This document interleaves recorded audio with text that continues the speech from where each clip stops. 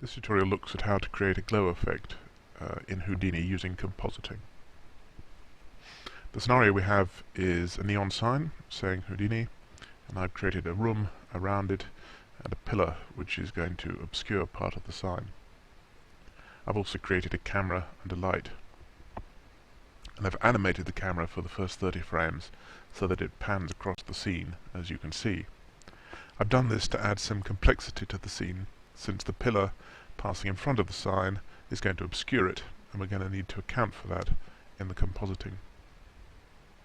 The first thing we need to do is create a bounding object around the sign that we're going to use as a dummy in the compositing.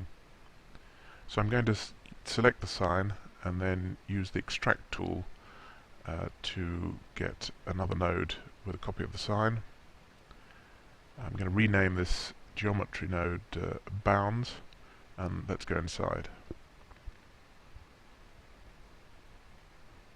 As we can see, the extract tool has created an object merge node, which essentially fetches the object from the sign node, and I want to create a bounding box around the sign. If I right click on the output of the object merge and lay down a bounds node, that's exactly what this node does. It creates a bounding box. I want to expand it a little on the top and the bottom to allow space for the glow to be a bit bigger than our sign. This pretty much sets up the scene. We now need to create 3 different renders. One that renders everything, one that renders just the sign, and from this one we'll just be using the alpha channel, and one with our bounding box, but with a matte shader applied to everything else, and I'll explain what a matte shader is shortly. We can control which objects are rendered on the mantra node itself, but to change the shaders applied to objects we need to create a special take.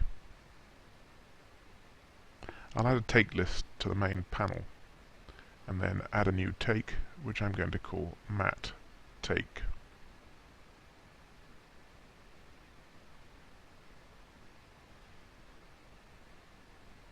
A take is just a way to store a variation on the scene within the scene itself. So here we're taking the scene which has various materials applied to the objects, and we're creating a variation where most of those objects have a matte shader. We can then switch to using this variation rather than the main scene when we render. Before we select that take, I'm going to go into the shop network and lay down a material node. I need to go inside and lay down a VIX matte material and connect this to the sub output. I'm then going to rename my material matte.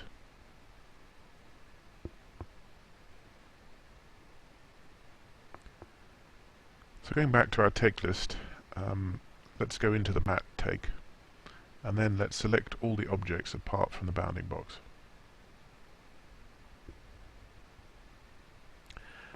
Then we need to go into the Material tab of these objects, right-click the Material parameter and include this in the take. Now select the matte material we just laid down. As we can see, the take window now shows on the right-hand side the material parameters of all the nodes we just selected. This is confirming that those parameters are different in the matte take from the main take.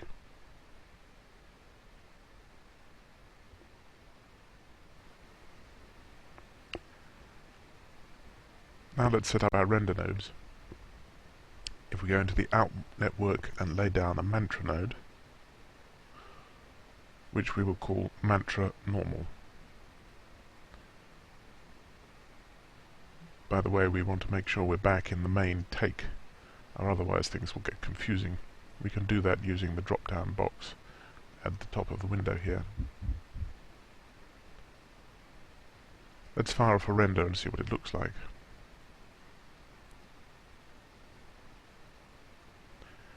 Well, we have the bounding box visible, which we definitely don't want. So going back to our mantra node on the Objects tab, we want to go to Exclude Objects click the selector and choose our bounding box. It now won't be rendered.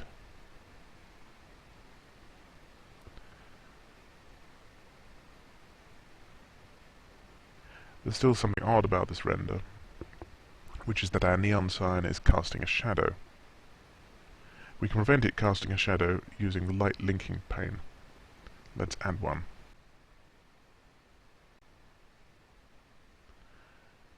Now if we select light and change the link type to shadows, this gives us a list of all of the objects which are casting shadows for this light. We just need to deselect the sign object. Let's try rendering again.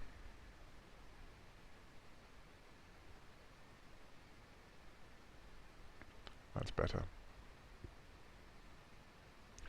Now that we're happy with this render, we can set it to output every frame of the 30-frame sequence. In the Properties Output tab, we can click on the selector and choose where to put our renders. In this case, I'll just put them in the hip directory and label them normal.$f3.pic.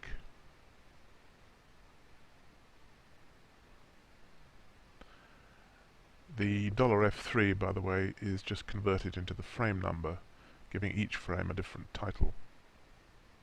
The 3 means that it's expanded to 3-digit. So the first frame is normal.001.pic, and so on. I'll also need to change the settings at the top to render frames 1 to 30.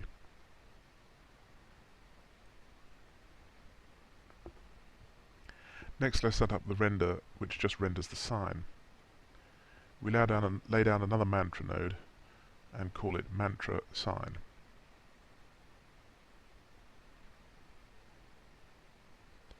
In the Objects tab, click the selector to select the sign object.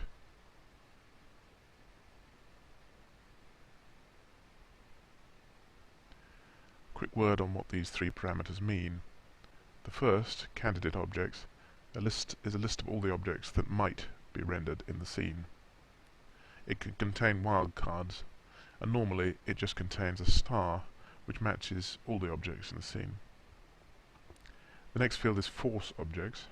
The objects listed here are included in the render even if their visibility flags are turned off.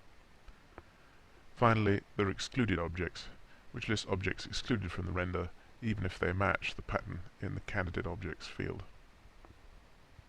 So here, because the sign is the only candidate object, that's all that's going to be rendered.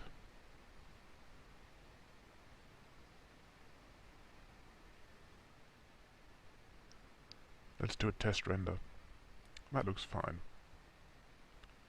So let's change this node to render frames 1 to 30, and also change where it puts the output file.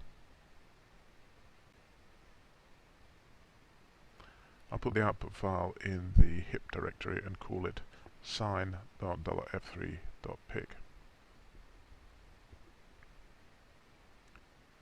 Finally, I need my mat render.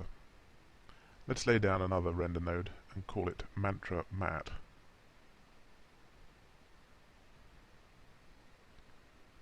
For this one, we will need to change the take that it uses to render.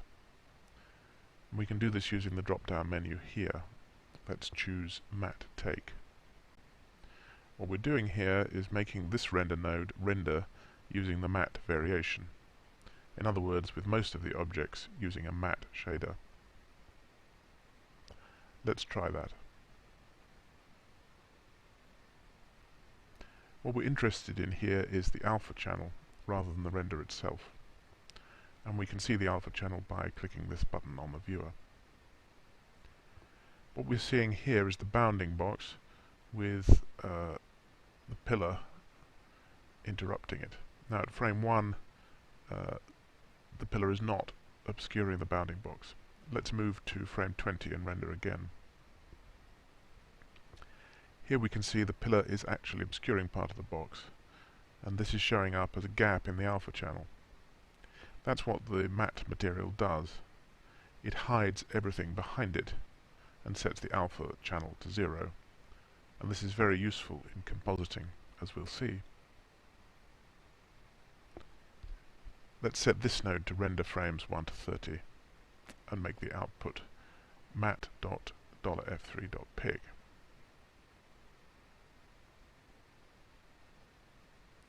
We're going to need all three of these sequences of frames to make our glow.